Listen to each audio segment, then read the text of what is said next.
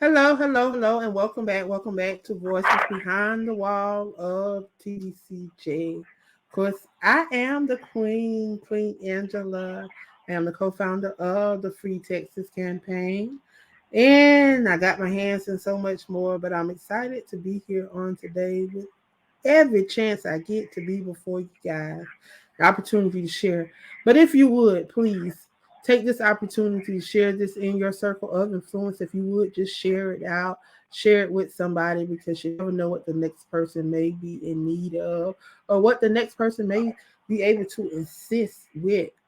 If you would like to donate to the show, you can please donate. It is streaming at the bottom of the screen. If you like to reach me, you may reach me, of course, at Linktree, Queen of Collaboration. And if you would like to reach the Free Texas campaign, you can always email me at gmail.com. Well, I'm going to move on out the way. And allow Mr. Orlando the floor for the next 30 minutes. Here you go, sir. How y'all doing out there? This is Orlando Reyes. Just reiterate on my story that I told y'all a couple podcasts ago. My name's Orlando Reyes. I'm from Corpus Christi, Texas. I'm 43 years old. I'm currently serving a 50-year aggravated sentence for a crime that I did not commit for indecency with a child. I've been incarcerated now 12 years now. It's been tough. It's been a rough road. But through it all, I've continued to keep my faith in God and keep a positive mindset. But I just want to share a little bit of my story with you. Back in 2012, I went to trial for this case, and it was originally a 3-count indictment. One was for aggravated sexual assault. The other 2 were for indecency with a child. On the day of trial, they decided to waive and abandon counts 2 and 3 and take 1. They found me not guilty for count 1 for the aggravated charge, but they lesser included offense of indecency, which had already been waived and abandoned. So those were counts 2 and 3. But the judge abused her discretion and allowed the DA to submit it as a lesser included offense. So they found me guilty on that, and it was rough. I didn't know at the time what they had done to me till later on. I think back in 2018, I started to do research on my case because I had lost my appeals. I had lost my state level appeal, my direct appeal, my federal appeal. So I was, I decided to dig on my own, do my own research, and I didn't have a free will lawyer. I don't have a lot of money like that. My people don't have money like that, so I just started to do my own research, and I saw this in the indictment. I saw how they had waived the counts. I started going through my transcripts, and I was like, man, this doesn't seem right. How can they use a charge that they dropped? How can they use it as included? It clearly states on the record that they waived and abandoned it. So I started looking at the case law. I went to the law library for about a year, and I see all these cases where these inmates argued this issue and they got acquitted.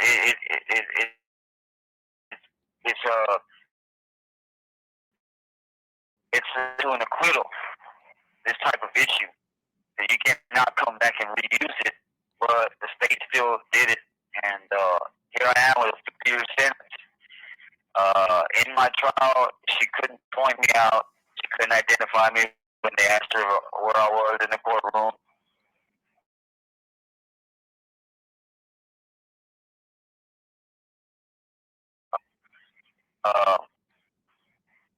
This is a family member of the ex-girlfriend that I was dating. I had been with previously for 3 years, and we ended up moving in with them. But I was only around her for like 2 weeks, and then she moved to her grandparents' house, and she made an outcry to her aunt. And if you read everything in my case, you'll see that something transpired there. I don't know whether it was a made-up story or whether somebody actually did something to her. But in the initial hospital report, they show an interview with her and her mom, and she states in the interview, and she states in the interview that it was this was an expert that had interviewed her, and this is what they said. Victim says that 29-year-old boyfriend, a 24-year-old boyfriend of sister-in-law, sexually assaulted the victim. Which I wasn't 24 at the time. I was 31. I was not the boyfriend of the sister-in-law, but this person was never sought out as a suspect, and I didn't really. I saw it, but my lawyer was like, "Just leave it alone. We got this." So I was like, "Damn!" But in my own mind, I was scratching my head like, "Well, shouldn't this guy be sought out?" You know what I mean? So, because I didn't do it. So if she's claiming that this happened, somebody did it, but for some reason I was getting the finger pointed at. So I ended up getting accused and with trial, and then on the day of trial, she also stated her uncle touched her, which was like white complected person, but we have nicknames in the Hispanic culture. We use a lot of nicknames to refer to relatives and stuff. And she did call her uncle Weddle. Everybody called him Weddle. And they put her mom on the stand and the aunt also, and they verified don't refer to this person as Weddle. And they were like, yeah. And they're like, well, who is this person to you? Well, that's my brother-in-law. And then they asked the aunt, and she's like, who's this person to you? Well, that's my brother. So y'all call him Weddle? Like, yeah, we call him Weddle.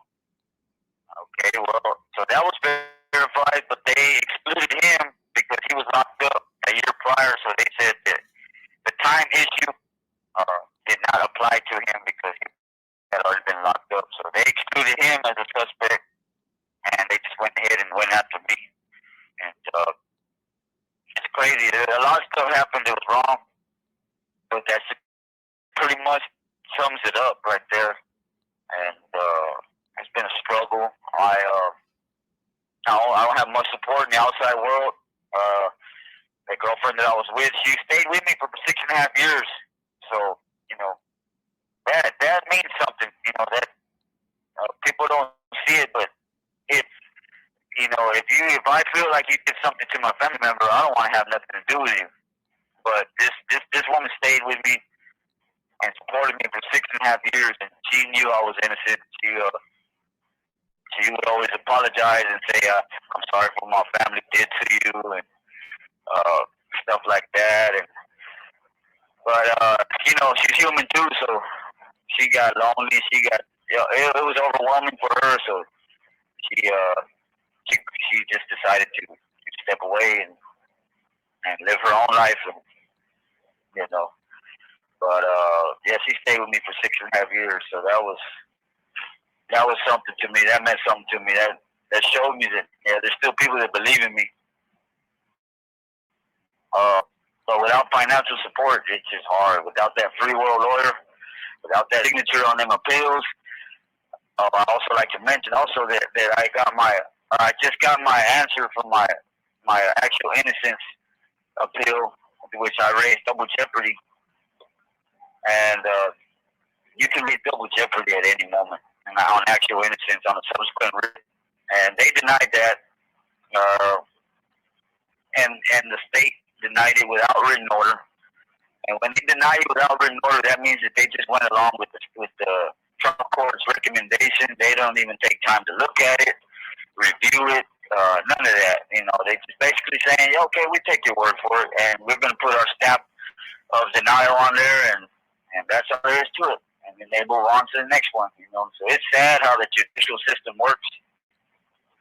Uh, there needs to be some reform, some type of reform. We need help. We need as many voices as we can get to raise these issues, to present these issues, especially to um, our state government. It's sad to say because I don't even trust the state government. I really don't. Ken Paxton just got acquitted of 60 charges. They had all this dirt on him, and he gets acquitted on all 16 charges. Like, if the guilty gets found innocent, the innocent gets found guilty. There's no justice. But we need some change. We need some change desperately. That's pretty much all I got on that. Wow. Well, that's a lot. Um, Dang. Whew. Well, I wish you much luck on your case. Like I say, we're gonna be sharing. Of course, I share these videos as much as I can on the various sites that I have them on. Um, but I just need for people that tune in to share it as well. If you would share it on your platforms, um, and invite your friends and family to share it out for you as well, as I invite my friends and family to share it out. But my heart goes out to each and every one of you guys that have been on today, because I tell you, y'all are fighting a battle, and it seemed like it just keep going in circle, because it's like nobody wants to get on board and fight with you guys. I just can't see all this corruption happening right before your eyes, and you keep turning a blind eye to it. Like, it was blatantly, like, I just knew. Well, they had two Republicans that went against the GOPs, but it was said already before they went in that if people voted against Ken Paxton, that it was going to be trouble. So those two that voted against Ken Paxton, they in for some trouble with these GOPs. But people got to stand up, and they got to take a stand for what's right. For too long, I mean, some of y'all been locked up for 10, 20, 30 years for things that y'all did not do, and for simple things that could be corrected by people just getting up off their butt and making a phone call or signing off on documents. And it's crazy when different courts have told you that you're innocent, and different courts have said this and said that, but yet they holding on to these limitations of time limitations, and just it's just sad. The state of Texas need to wake up. The people in the state, the citizens in the state of Texas need to wake up, because this could be your family member. If y'all listen to, just go over to the Free Texas campaign and listen to these different segments. There's approximately 96 videos up over there that talks about things that are happening within the TDCJ. That is the Texas Department of Criminal Justice. It's sad. This current lockdown is disheartening, because they have you on lockdown, and the food that they're serving, I wouldn't serve it to an animal, and they have the nerves to serve it to grown men that are humans. It's just sickening and sad. But as long as we sit by and allow it to happen, is there anything that you would like to say to the people before we leave on today? Because I want them to truly get what is really happening and what y'all are enduring because of judicial errors and because of judicial people behind the judicial system that are seeking money and power, because at the end of the day, that's what it's all about, money and power. They forget about the people's lives that they are affecting. But if you can tell briefly as we close how your life has been affected, you sit behind prison walls innocently, yet you're trying to stay positive. It has to have some kind of toll on you. And I want you to make a plea to the people today, because there has to be somebody out there that will hear this live, hear this recorded as a replay or as a share, and will want to do something about this. If you would, please make a plea to the people as we close. Yeah, it's affected me greatly, and it's been really hard. I shed tears for 5, 6 years straight. When I first got incarcerated, I felt like nobody cared. I felt abandoned. I felt like people didn't believe me. And with this type of case, people can be very judgmental and critical. And so you can imagine the mental anguish that I felt just with that alone. Then having to wake up in this place every day, knowing that I didn't do this crime, and losing time for my family, for my loved ones, losing time on hopes, dreams, and goals that I once had. It's just crushing my spirit. And had it not been for my faith in God and Jesus Christ, I probably would have lost myself. Who knows if I'd still be here today? But and then having to deal with shorter staff, getting racked up, being on lockdown, it's just stressful, man. It's just the food that they serve. They serve pork like crazy over here. Like that's the main thing they'll serve is pork. And a lot of us don't eat pork. And they serve artificial meat. Some of that stuff is artificial, not even real meat. The portions are horrible. Little cups, little white styrofoam cups that are not even filled to the top. Uh, it's crazy. And just having to deal with all that, and having to deal with prison environment, it all weighs on you. It all weighs on you, and then they don't really offer much, especially on this unit. I'm on the Connolly unit in Kennedy, Texas, and they're always having a shortage of staff. There's corruption going on with the staff. Several staff members here have been had charges on them. Some of them get acquitted and get their jobs right back, and then get promoted to higher ranking. It's insane, man. It's insane the way things get done around here. It's like they turn a blind eye, and the way you get treated, the way you get talked to, like you're a piece of garbage. It's amazing what they get away with, and nobody wants to speak up. We got too many people that fear. The fear of man is a snare. The Bible says the fear of man is a snare. So when you have that fear, no one wants to stand up for what's right because they fear what might happen to them. But that's the risk we have to take. To be willing to sacrifice sometimes for the greater good. But a lot of us we get complacent when we start to conform to our environment. We become products of our environment. We wake up in the same ritualistic routines, and it programs one's mind into being a slave mindset, and so you just bow down to whatever they say. And of course, you have to respect authority, you have to obey, but at the same time, there is a grievance process.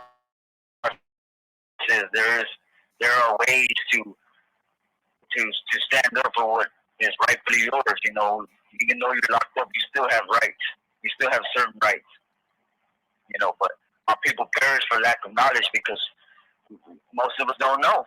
You know, most of us don't know, and most of us ain't willing to take the time to know. So, we need great leaders to rise up. People with integrity. People with that are willing to sacrifice themselves for the greater good. People that don't fear what man will do to them. You know, and until we get that, until we rise up in unity, we'll always be divided. So that's the problem here in the prison environment. There's no unity if we're not willing to stand up for what's right. So they tuck their head between their tails and they just don't say anything. And the mistreatment, the unjust punishment continues to take place. And it's going to continue to take place until we stand up. And I don't mean like to riot or nothing. I'm not inciting no riot or I don't encourage none of that. I don't encourage violence. But to speak up and to voice your belief for what's rightfully yours, that's what I'm talking about. That's what I got on that. If anybody wants to support me, my TDC number is 017969116. Orlando Reyes. I'm at the Kennedy unit. I'm at the Connolly unit in Kennedy, Texas. If you want to reach out to me, please do. Please reach out to me. And even if it's just a letter of encouragement, you know. We got this new system with the tablets now, so everything has to go to Dallas. All mail has to go to Dallas. You can probably find that on the Securus app. And, just share my story, please. If you hear my story and you're touched by it, and you believe what I say, help me. You know, help me to spread my story. That's all I got on there. Thank you for allowing me to share my story. Well, thank you for stopping by and sharing with me today. And I want to encourage everyone to please to share this. If you would, I will be posting the address where you guys can mail information if y'all would like to reach out to them. Y'all like to mail them. I'll also have their TDC numbers posted as well. Also, if you're not following the Free Texas campaign page, please go over and follow it on Facebook, and also you can follow it on YouTube. But I would encourage you guys to stay connected. We also have a petition that is on the Free Texas campaign page. If you guys would please sign that petition. We are up to, I think we're right at about 20 signatures, but we're pushing as many signatures as possible. So we need you guys sharing it, sharing it, sharing it. Does not hurt to share. Does not cost you anything to share. Just a little love. So if y'all would share it, know that the Queen loves you, and there's absolutely nothing you can do about it. Y'all be blessed, and we'll be back on next Monday, same time, same place. I love you guys, and thank you for all your support. Please share this out for me.